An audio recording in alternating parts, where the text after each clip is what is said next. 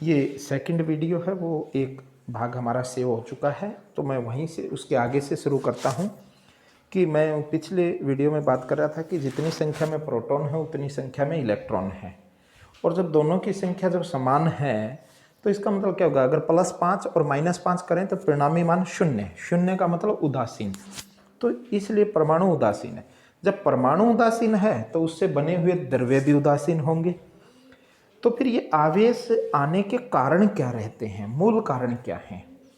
अब हम क्या करते हैं कि कोई भी एक हम परमाणु लेते हैं, उसकी बाह्य कक्षा में इलेक्ट्रॉन है और आंतरिक नाभिक के अंदर प्रोटॉन है। प्रोटॉन को हम बाहर निकाल नहीं सकते क्योंकि वो आंतरिक भाग है, केवल इलेक्ट्रॉन ही प्रत्येक प्रक्रिया में भाग लेगा क्योंकि वो बाह्य कक्षा में है।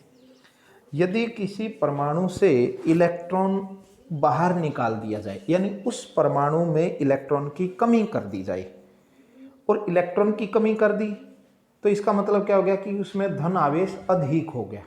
इसका कारण क्या है? मान लीजिए 5 प्रोटॉन थे, ये मैं यहाँ लिखता हूँ, जैसे 5 प्रोटॉन थे प्लस 5 इलेक्ट्रॉन थे। यदि प्रोटॉन तो 5 ही रखे, इलेक्ट्रॉन 1 निकाल दिया तो कितने रह गए? 4। तो कितने बचेंगे? ये वाले माइनस के हैं और ये वाले प्लस के, तो प्लस अधिक हो जाएगा। कितना? 1 अधिक हो जाएगा। और जब 1 अधिक हो जाएगा तो इसका सिंपल सा ये मतलब हुआ कि उसके ऊपर कैसा आवेश आ जाएगा? प्लस का आवेश आ जाएगा, प्लस का आवेश आ जाएगा, पॉजिटिव। इसी प्रकार यदि हम किसी परमाणु में इलेक्ट्रॉन और अधिक जोड़ दें, और अधिक इलेक्ट्रॉन जोड़ दें, इसका मतलब क्या हुआ कि प्रारंभ में मान लीजिए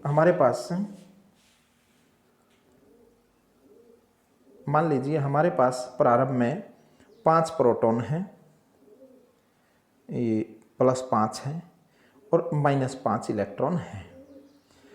दोनों में से अब हमने क्या किया? इलेक्ट्रॉन और जोड़ दिए, तो क्या जाएगा? 5 प्रोटॉन -1 इलेक्ट्रॉन जोड़ दिया तो 6 इलेक्ट्रॉन। अब कौन ज़्यादा हो गया? माइनस। माइनस अधिक हो गया तो इसका मतलब इस वस्तु पे आवेश कौन सा होगा? ऋण आवेश। तो हम ये कह सकते हैं, यदि किसी वस्तु पर इलेक्ट्रॉन की संख्या बढ़ा दी जाए, यानी उसमें अधिकता हो जाए, जो मैंने यहाँ लाइन लिख दी, इलेक्ट्रॉन की अधिकता हो जाए तो वो ऋण आवेशित, और कमी हो जाए तो धन आवेशित। तो मैं उम्मीद करता हूँ आपको ये बात समझ में आ गई होगी कि ये आवेश किस प्रकार वस्तु धन आवेशित और ऋण आवेशित होती है। आवेश प्रवाह के आधार पर पदार्थों का वर्गीकरण। पदार्थ 2 तरह के हैं, एक चालक, दूसरे कुचालक। चालक का अर्थ है कि वे पदार्थ जिसमें आवेश आसानी से प्रवाहित हो सकते हैं, जबकि कुचालक वे हैं जिनमें आसानी से प्रवाहित नहीं हो सकते, चालक में क्या आते हैं? सभी धातुएं आती हैं। चालक में क्या आ जाएंगे? सभी धातुएं आ जाएंगी।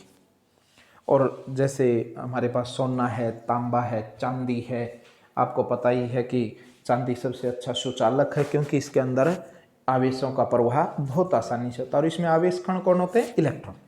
जबकि कुचालक में कौन होते हैं? प्लास्टिक है, कांच है, लकड़ी है, ये। उसके बाद हम बात करते हैं, अब हमारे मन में क्वेश्चन उठता है कि ये जो आवेश हैं ये उत्पन्न कैसे होते हैं। तो किसी भी वस्तु पर आवेश उत्पन्न करने की मुख्यतः 3 विधि हैं। पहली है घर्षण द्वारा आवेश उत्पन्न करना, ये लिखा, घर्षण द्वारा आवेश उत्पन्न करना, इसका मतलब क्या है। और दूसरी विधि है हमारी चालन द्वारा, और तीसरी विधि है प्रेरण द्वारा। हम एक एक की चर्चा करेंगे, एक एक को लेते हैं और हम बात करते हैं कि ये किस तरीके से हम इन विधियों में पढ़ पाएंगे। पहले हम बात करते हैं घर्षण द्वारा आवेश उत्पन्न करना, यानी जब हम किन्हीं 2 वस्तुओं को लेते हैं और उनके पृष्ठों को परस्पर संपर्क में लाकर और उनको आपस में रगड़ते हैं, यानी घर्षण कराते हैं। घर्षण कराने का मतलब है एक वस्तु के पृष्ठ को दूसरी वस्तु के पृष्ठ पर रखकर विपरीत दिशा में, एक दूसरे के विपरीत दिशा में गति कराना। इस प्रक्रिया से क्या होता है, जब हम घर्षण कराएंगे तो इसका ये होगा कि वस्तु के जो बाह्य कक्षा में उपस्थित इलेक्ट्रॉन हैं वे आसानी से ऊर्जा ग्रहण करके मुक्त हो जाते हैं। एक वस्तु के इलेक्ट्रॉन दूसरी वस्तु की ओर आसानी से चले जाएंगे। जब एक वस्तु से दूसरी वस्तु पर इलेक्ट्रॉन जाएंगे तो इसका सिंपल सा अर्थ क्या हुआ, जैसे ये ए वस्तु है, ये बी वस्तु है। अगर ए इलेक्ट्रॉन दे दे बी को, एक इलेक्ट्रॉन दे दे, तो इसका मतलब क्या हुआ, ए में इलेक्ट्रॉन की कमी हुई है और बी में इलेक्ट्रॉन अधिक हो गए। ए में जब इलेक्ट्रॉन कम हुए तो इसके ऊपर कैसा आवेश हो गया, धन, और इसके ऊपर कैसा आ गया, ऋण। तो ऋण घर्षण द्वारा इलेक्ट्रॉन का एक वस्तु से दूसरी वस्तु पर पूर्ण रूप से स्थानांतरण होना ही आवेश का मूल कारण है, इसमें उत्पत्ति का मूल कारण है। इसमें जो वस्तु इलेक्ट्रॉन छोड़ती है वो धनावेशित है और जो वस्तु इलेक्ट्रॉन ग्रहण करेगी वो ऋणावेशित हो जाती है। उदाहरण के लिए हमने कांच, रेशम ले लो, एबोनाइट या बिल्ली की खाल ले लो। जैसे कांच और रेशम के कपड़े की बात करेंगे तो कांच इलेक्ट्रॉन छोड़ेगा और रेशम इलेक्ट्रॉन ग्रहण करेगा, तो कांच धनात्मक और रेशम आपकी कांच धनावेशित हो जाएगा और जो हमारी रेशम है वो ऋणावेशित हो जाएगी। दूसरी विधि की हम बात करते हैं। हाँ, इस विधि में ये बात ध्यान रखना, घर्षण विधि में, कि दोनों ही वस्तुएं प्रारंभ में अनावेशित हैं। दोनों ही वस्तुएं क्या हैं, अनावेशित, यानी उनके ऊपर किसी प्रकार का आवेश नहीं है। लेकिन जब घर्षण से हमने आवेश उत्पन्न किया तो दोनों ही वस्तुओं में समान व विपरीत आवेश उत्पन्न होगा। इस समान का मतलब है कि उन दोनों के पास परिमाण बराबर रहेगा। जैसे एक के पास +5 आया तो दूसरे के पास -5 होगा, तो विपरीत प्रकृति में होगा लेकिन परिमाण में समान रहेगा। अब हम दूसरी विधि की बात करते हैं, चालन। चालन विधि में क्या होता है, इस विधि में क्या होता है कि एक वस्तु आवेशित होगी पहले से और दूसरी वस्तु क्या होगी, निरावेशित। एक आवेशित चालक वस्तु है, उसके साथ हम दूसरी अनावेशित वस्तु को स्पर्श करा दें, परस्पर संपर्क में लें। इसको रगड़ना नहीं है, सिर्फ टच कराना है। तो इसमें क्या होगा, आवेश का स्थानांतरण आवेशित वस्तु से अनावेशित वस्तु की ओर हो जाएगा। इस प्रकार के जो आवेश उत्पन्न करने की विधि है उसको हम चालन या स्पर्श आवेशन विधि कहते हैं। एक बार फिर मैं आपको बता दूं, ये स की थोड़ी सी मिसप्रिंट है, प्लीज़ इसको इग्नोर करें। इस विधि में ये ध्यान रखना कि दोनों की दोनों वस्तुएं, इस विधि में सबसे अच्छी बात यही है कि दोनों की दोनों वस्तुओं पर समान प्रकृति का आवेश होगा। अगर हमने जो पहले प्रारंभ में वस्तु ली, एक आवेशित थी और एक अनावेशित, आवेशित के ऊपर अगर धनावेश है तो अनावेशित के ऊपर बाद में क्या आएगा, धनावेश। अगर पहले आवेशित के ऊपर ऋणावेश है तो दूसरी वस्तु पे भी कैसा आएगा, ऋणावेश आएगा। इसका मूल कारण क्या होता है कि जब एक चालक के ऊपर आवेश था तो वो आवेश क्या होते हैं, समान आकार प्रकृति के हैं। समान प्रकृति के आवेश क्या करते हैं, प्रतिकर्षण करते हैं। तो वो क्या चाहेंगे, अपने आप में एक दूसरे से दूर जाना चाहेंगे, और जब दूर जाना चाहेंगे, जैसे ही उसको नया सरफेस मिलेगा, वो वस्तु उसके टच में आएगी तो वो आवेश दूसरी वस्तु पे फैल जाएगा, जिसके कारण दोनों वस्तुओं पर आवेश समान प्रकृति का होगा। अब पहले वाले से कंपैरिजन करो। घर्षण में क्या था, दोनों बिना आवेश की वस्तु ली थी और आवेश उत्पन्न होने के बाद यानी रगड़ने के बाद दोनों पर विपरीत आवेश आया। चालन विधि में क्या होगा, एक आवेशित वस्तु थी, एक अनावेशित थी, लेकिन जब इनको हमने स्पर्श करा के आवेशित किया तो दोनों पर समान प्रकृति का आवेश उत्पन्न हुआ। अब मैं तीसरी विधि की बात करता हूँ, प्रेरण द्वारा आवेशन। ये आवेश उत्पन्न करने की तीसरी विधि है। इस विधि में क्या होता है कि इसमें भी एक वस्तु आवेशित होती है और दूसरी अनावेशित वस्तु होती है, जैसा कि हमने चालन में पढ़ा। लेकिन चालन में और प्रेरण में अंतर यही है कि चालन में दोनों वस्तुओं को जोड़ा जाता है, स्पर्श कराया जाता है, जबकि प्रेरण में दोनों वस्तुओं को सिर्फ समीप लाया जाता है, उनको टच नहीं कराया जाता। जैसे ये एक वस्तु है, ये आवेशित वस्तु है, प्लस आवेश है इसके ऊपर, ये दूसरी वस्तु इसके सिर्फ पास रखी जाएगी। पास रखेंगे तो इसके प्रभाव के कारण इधर तो कैसा आवेश आएगा, ऋण आवेश, और इधर कैसा आएगा, धन आवेश। और इसको जब इधर ग्राउंडेड कर देंगे हम तो ये ख़त्म हो जाएगा, और ये दूर होने, इससे दूर है ये, तो इसका मतलब इसका प्रभाव कम होगा। ये इसके नज़दीक है तो इसका प्रभाव अधिक होगा। तो इस जो ये ए वस्तु थी पहले, ये बी वस्तु थी, तो शुरुआत में क्या था कि एक वस्तु आवेशित है और दूसरी बी वस्तु आवेशित नहीं थी, लेकिन जैसे ही ए के पास इसको लेके आते हैं तो जो ए वस्तु की और बी का जो भाग है उस पर विपरीत आवेश आया। तो इस विधि में क्या होता है कि चालन विधि की तरह एक आवेशित एक निरावेशित होती है, लेकिन इस बात का विशेष ध्यान रखें कि चालन विधि में दोनों पर समान प्राकृतिक आवेश, और यहाँ पर आप देख रहे हैं तो कैसा रहा है, विपरीत प्राकृतिक आवेश। मैंने नीचे एक उदाहरण डाल दिया कि जैसे सूखे बालों में कंघी रगड़कर अपने इससे छोटे छोटे कागज के टुकड़ों के पास लाते हैं तो ये उनको अपनी ओर आकर्षित क्यों कर रही है, क्योंकि विपरीत आवेश उत्पन्न करती है। ये ध्यान रखना है। तीनों विधियों को एक बार कंपैरिजन में देखते हैं। पहली विधि में क्या था, हमने वस्तु को रगड़ा, दोनों अनावेशित थी, लेकिन जब उत्पन्न हुए आवेश तो विपरीत प्रकृति के। दूसरी विधि थी, इसमें क्या था, एक आवेशित थी एक अनावेशित, लेकिन जब उत्पन्न हुए आवेश तो दोनों पर समान प्रकृति के। और तीसरी विधि में क्या था, एक आवेशित एक अनावेशित, लेकिन जब आवेश उत्पन्न हुए तो वो परस्पर विपरीत प्रकृति के हुए। उसके बाद हमारा टॉपिक है विद्युतदर्शी। ये क्या है विद्युतदर्शी? विद्युतदर्शी का मतलब है कि हमने आवेश उत्पन्न तो कर लिए, कोई भी वस्तु है, हमें उसका कैसे पता लगे कि उस वस्तु पे आवेश है या नहीं, और आवेश है तो वो किस प्रकृति का, यानी वो धन आवेश है, ऋण आवेश है या नहीं है। इन सब का अध्ययन करने के लिए एक साधारण और संवेदी का मतलब होता है सेंसिटिव का मतलब होता है कि जो बहुत माइन्यूट यानी बहुत कम मान को भी आसानी से संसूचित कर ले, डिटेक्ट कर ले। तो एक बिल्कुल सरल सा उपकरण होता है। इसका आप चित्र किताब से देखेंगे, मैं यहाँ रफ डायग्राम बना दूंगा।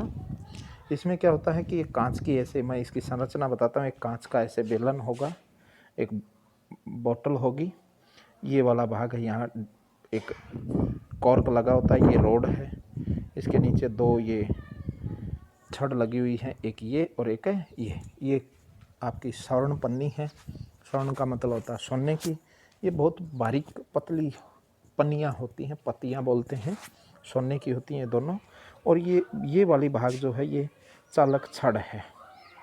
चालक छड़ इसलिए लिए क्योंकि चालक पर आवेश आसानी से प्रवाहित होता है। और यहाँ ऊपर जो है ये डिस्क है, ये क्या है, डिस्क, ये भी चालक होती है।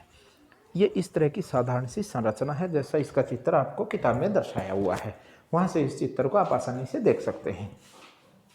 अब उसके बाद अब ये आपको संरचना समझ में आई होगी। अब इसकी कार्यविधि हम देखेंगे कि कार्यविधि क्या होती है। अब कार्यविधि में सिंपल सा है। सबसे पहले हमें एक कांच की छड़ ले ली, कांच की छड़ को हमने रेशम के कपड़े से रगड़ दिया, जो कि हमें पहले से ज्ञात है कि जब कांच की छड़ को रेशम के कपड़े से हम रब करते हैं, रगड़ते हैं, तो कांच की छड़ पर कैसा आवेश आता है, धन आवेश आ जाता है। तो जो कांच की छड़ है उस पर धन आवेश आया। उस कांच की छड़ को हम इस जो हमारा ये विद्युतदर्शी बना हुआ था, ये मैं दोबारा बना देता हूँ। तो यहाँ इसके मुख पृष्ठ पर एक डिस्क है, ये डिस्क, यहाँ से एक कांच की धन आवेशित छड़ को हम ऐसे टच करा देंगे, क्योंकि हमें इस छड़ के आवेश का पता है, ये ज्ञात आवेश की छड़ है। जैसे ही इस छड़ को यहाँ टच कराएंगे, ये चालक है तो इस छड़ से होते हुए आवेश कहाँ जाएगा, इन दोनों पे आ जाएगा, एक एक्स पे और एक वाई पे। ये धन आवेश है, इस पे भी धन आवेश आएगा और इस पे भी, ये भी प्लस ये भी प्लस। और समान आवेश क्या करेंगे, प्रतिकर्षित। और जब प्रतिकर्षित करेंगे तो ये छड़ क्या हो जाएंगी, एक दूसरे से दूर चली जाएंगी, फैल जाएंगी। और जब ये छड़ें फैलेंगी, दूसरा कारण ये हो सकता है कि ये छड़ें ना फैलें, तीसरा कारण ये हो सकता है कि ये छड़ें सिकुड़ जाएं। तो इस प्रयोग में हम 3 तरह की बातें करेंगे, क्योंकि ये तो मैंने बात कर ली कि पहले ज्ञात आवेश की छड़ को लगाएंगे, ये फैल गई। अब क्या करेंगे, अब हम उसके बाद, ये पहले केस में हमें ज्ञात आवेश का पता था, तो हमने इसको जैसे ही इस चालक छड़ से लगाया और ये हमारी सोने की पन्नियाँ फैल गई। अब क्या करेंगे, इसको हटा देंगे। अब हम जिस छड़ पे ये देखना है कि इस पे आवेश है या नहीं, ये बी छड़ है, इसको लेके आएंगे और इससे टच कराएंगे। इससे टच कराने के बाद जैसे इससे स्पर्श कराएंगे तो यहाँ 3 तरह की संभावनाएं उत्पन्न होंगी। पहली संभावना ये होगी कि ये जो हमारी XY सोने की पन्नी है, ये इनमें किसी भी प्रकार का परिवर्तन न हो, एक संभावना हो सकती है। दूसरी संभावना ये हो सकती है कि ये दोनों, इन दोनों X और Y के बीच में गैप बढ़ जाए, यानी एक दूसरे से और अधिक दूर चली जाए। और तीसरी संभावना ये हो सकती है कि ये एक दूसरे के समीप आ जाए। तो 3 संभावनाएं बनती हैं। इन तीनों संभावनाओं से हमें किस बात का पता चलेगा, वो मैं नीचे दर्शाता हूँ, आपको ये दिखाता हूँ कैसे। ये प्रायोगिक परिणाम है। यदि जब हमने अज्ञात आवेश की छड़ को धात्विक छड़ के साथ लगाया और जो हमारी सोने की स्वर्ण छड़ थी उनमें अगर किसी प्रकार का परिवर्तन नहीं होता, तो इसका सिंपल सा अर्थ ये है कि अज्ञात छड़ के ऊपर किसी भी प्रकार का कोई आवेश नहीं है। क्योंकि आवेश नहीं है इसलिए किसी प्रकार की कोई भी उनमें परिवर्तन नहीं हुआ, ना तो वो और अधिक फैली और ना वो सिकुड़ी। दूसरा ये संभावना है कि जब हमने धात्विक छड़ को लगाया, उस अज्ञात आवेशित छड़ को जब हमने डिस्क पे लगाया, यानी चालक डिस्क पे लगाया, और उसके कारण स्वर्ण पनियाँ अगर और अधिक फैल जाती हैं, तो इसका सिंपल सा ये अर्थ है कि जैसा आवेश पहले था उन छड़ों के ऊपर, कौन सा था, कांच की छड़ से धन आवेश है, तो इसका मतलब इसी अज्ञात वस्तु के ऊपर भी कौन सा आवेश है, धन आवेश है, ताकि उन छड़ों के ऊपर और अधिक धन आवेश गया, जिससे उनके बीच में अधिक प्रत्याकर्षण हुआ और वो अधिक फैल गई। तीसरी बात है, यदि धात्विक छड़ें सिकुड़ जाती हैं, सिकुड़ने का मतलब क्या हुआ कि जो सोने की पनियाँ थी उनके ऊपर पहले कौन सा आवेश था, धन आवेश, क्योंकि कांच की छड़ लगाई गई। अब अज्ञात वस्तु लगाई तो इसका मतलब क्या हुआ, अगर ये सिकुड़ती है तो उन स्वर्ण पनियों पे जो धन आवेश था उसमें कमी हुई है, तो इसका मतलब बाहर वाली जो अज्ञात आवेश की छड़ है उसके ऊपर विपरीत आवेश होगा, और विपरीत आवेश होगा तो इसका मतलब वो ऋण आवेश की वस्तु होगी। इस तरीके से हम ये 3 तरह के परिणाम प्राप्त कर सकते हैं। हम इस यंत्र की सहायता से आवेश की उपस्थिति, आवेश की प्रकृति और आवेश के संशोषण को आसानी से समझ सकते हैं। बहुत बहुत आप सबका धन्यवाद, और मैं उम्मीद करूंगा कि आपको अच्छे से समझ में आया होगा। फिर भी किसी को कोई समस्या हो तो आप मेरे को व्हाट्सएप मैसेज डाल सकते हैं और अपनी समस्या का निराकरण करवा सकते हैं। Thank you.